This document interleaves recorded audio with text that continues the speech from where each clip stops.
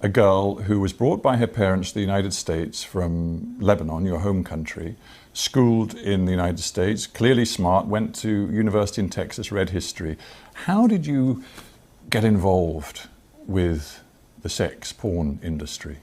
I don't think low self-esteem discriminates against anyone. It doesn't matter if you come from a great family or if you come from a not so great background. I struggled my entire childhood with weight, and I never felt attractive or worthy of male attention. And suddenly, my first year of college, I start losing all this weight from making small changes. And by the time I graduated, I was ready to make a bigger difference. I felt extremely self-conscious about my breasts because that was the first thing to go when I lost all the weight. I lost about 50 pounds. I don't know how many kilos that is, or stones. Well, it's a considerable amount of weight. Yeah. It changed your body, it changed you physically. Completely. Yeah. So my biggest insecurity was my breasts. So I wanted to more or less go back to what they normally were.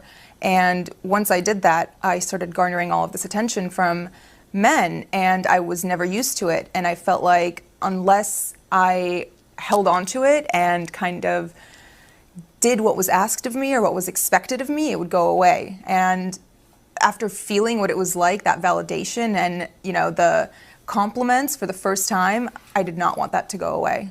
You were spotted, I think, on a street. I mean, there you were a young graduate wanting to sort of find a job, and you were spotted on a street by a guy who said, I can work with you, and clearly he opened up and said, it's the porn business.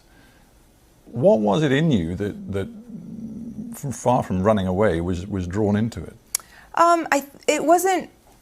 That's not how it was. It wasn't just, hey, do you want to come do porn? It was more so, oh, you're beautiful. Like, would you like to do some modeling? Oh, you know, you have a great body. Like, I think you'd be great in nude modeling. Things like that. And after I came and toured the studio, you know, it was very respectable. It was a gorgeous location. It was in Miami, in Doral, Florida. It was clean. Everyone who worked there was nice. All of their cubicles were decorated with family photos. Like, it was nothing dodgy or that made me uncomfortable. And after the first time I went in wasn't the first time I filmed a porn movie.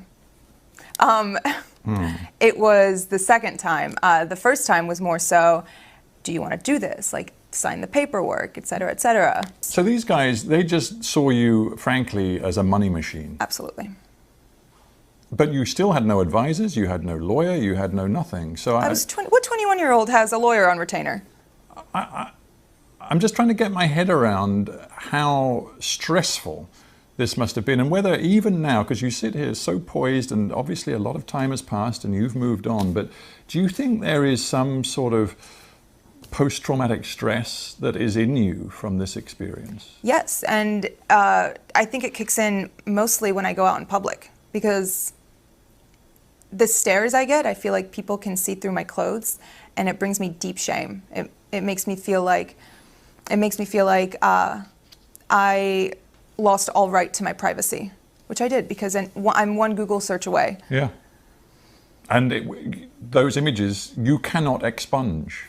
You have no right, even though it is deeply personal to you, you have no right to remove them from anybody's view around the world. Yeah. It is very hard.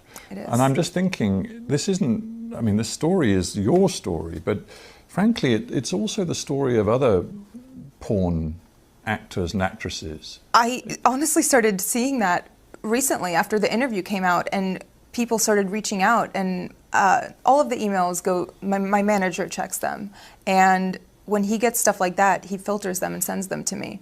And reading the words of some of these girls who have been sex trafficked and forced into porn, and all of these stories of girls whose lives have been ruined by it, and by men who have taken advantage of them, and by contracts that they didn't even understand the jargon of, it makes me feel like, okay, maybe it was good that I started talking, and that I posted this interview, and that I'm speaking out now, because other people feel the same way. And even if they don't relate on as deep a level as, you know, doing porn, they can relate on the level of being insecure and being pressured into doing something they didn't want to do. You were wearing the Islamic headscarf. often known as hijab. And of course, then it developed into a sort of a sex scene. You must have known how provocative that was. I verbatim told them, "You guys are going to get me killed." And they said? They just laughed. Why didn't you then say, "I'm not doing it"? Intimidation. I was scared. But I knew that if I said no, it would, you know, they're not going to force you to do it.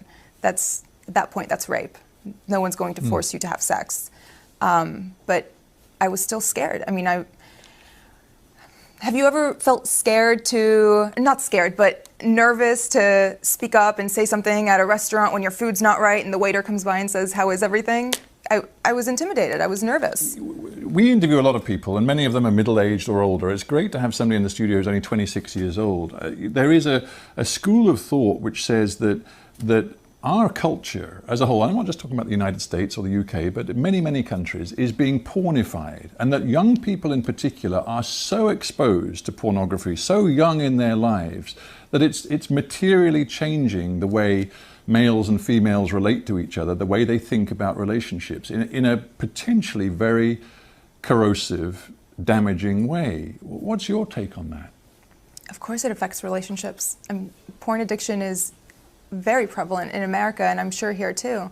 The things that men see in videos, they expect from the women in their lives, and that's just not reality. No one is going to be